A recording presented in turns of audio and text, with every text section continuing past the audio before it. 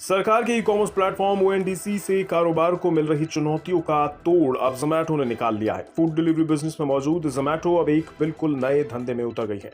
ये है payment aggregator का कारोबार। और जाहिर सी बात है, इस मार्केट में पहले से मौजूद खिलाड़ियों जैसे विजय शेखर शर्मा का पेटीएम, फोन पे और गूगल की जीपे के लिए ये परेशानी पैदा करने वाली खबर है। दरअसल जोमैटो ने अपने यूजर्स के लिए यूपीआई पेमेंट सर्विसेज को लॉन्च कर दिया है और इसके लिए जोमैटो ने आईसीआईसीआई बैंक के साथ पार्टनरशिप की है। इस सर्विस के आने के बाद यूजर्स मर्चेंट्स और पेयर टू पेयर पेमेंट्स कर पाएंगे। यानी अब अगर किसी यूजर को किसी दुकान से सामान खरीदना हो तो वो सीधे जोमैटो से यूपीआई के जरिए ही पेमेंट कर सकता है। यही नहीं, लोग पैसों को ट्रांसफर भी कर पाएंगे। यूपीआई के जरिए पेमेंट के मार्केट पर फिलहाल फोन पे, पेटीएम, जीपे और अमेजॉन पे का कब्जा है।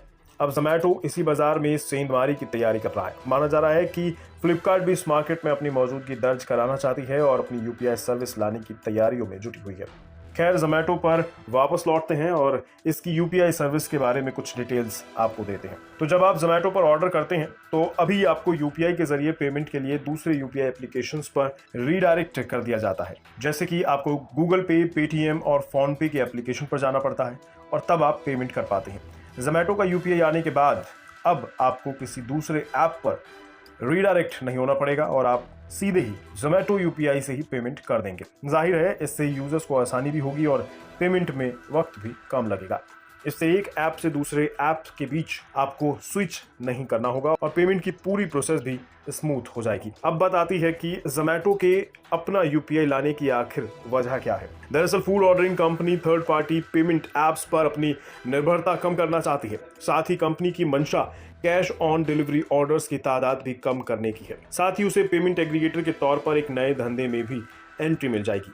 यहाँ अब कंपनी पेटीएम, गूगल पे और फोन पे जैसे को कड़ी टक्कर देने की हैसियत में आ सकती है। जोमैटो यूपीआई अकाउंट के लिए आपको केवाईसी प्रोसेस पूरी नहीं करनी होगी और यूजर्स के लिए ये भी एक बड़ी आसानी वाली बात होगी। जोमैटो यूपीआई के आने से एक और फायदा होगा। इस कदम से एनपीसीआई की फोन पे और गूगल पे पर डिपेंडेंसी कम हो जाएगी। अभी यूपीआई पेमेंट्स में इन दोनों का मार्केट शेयर 80% से भी ज्यादा है। इन कंपनियों को मार्केट पर अपने दबदबे को कम करना है। नियम है कि किसी भी यूपीआई पेमेंट एग्रीगेटर के पास अधिकतम 30% मार्केट शेयर हो सकता है। इन कंपनियों को अपने मार्केट शेयर को घटाकर 30% की हद में लाने के लिए डेडलाइन 31 दिसंबर 2024 दी गई है। अमेजॉन, व्हाट्सएप, टाटा न्यू और मेक माई ट्रिप की यूपीआई सर्विसेज पहले से ही चल रही हैं। लगे हाथ ये भी बता दें कि आप किस तरह से जोमैटो पर अपनी यूपीआई आईडी तैयार कर सकते हैं। इसके लिए आप अपने फ़ोन के जोमैटो ऐप पर जाइए, अपने जोमैटो अकाउंट के प्रोफाइल पर जाइए। यहाँ आपको जोमैटो यूपीआई ऑप्शन मिल जाएगा। यहाँ एक्टिवेट जोमैटो यूपीआई पर क्लिक कर दीजिए और अपनी जोमैटो यूपीआई आईडी तैयार करें। अपना मोबाइल नंबर दर्ज करें और अपने बैंक अकाउंट को लिंक कर दें। बस अब आपकी यूपीआई आईडी तैयार है और अब आप इसके जरिए कहीं भी आसानी से पेमेंट कर सकेंगे। हालांकि मौजूदा वक्त में जोमैटो यूपीआई सर्विस एक पायलट प्रोग्राम के तौर पर ही चल रही है और अभी इसमें सीमित संख्या में ही यूजर्स को शामिल किया गया है। आने वाले दिनों में ये सर्विस सभी जोमैटो यूजर्स के लिए शुरू कर दी जाएगी। इसका बड़ा फायदा जोमैटो को ओएनडीसी की चुनौती से निपटने में भी मिलेगा और साथ ही एक और बिजनेस में आने से उसका रेवेन्यू भी बढ़ सकता है। लेकिन इन सब से पेटीएम के विजय शेखर शर्मा के लिए एक बड़ी चुनौती पैदा हो गई है और फोन पे के लिए भी।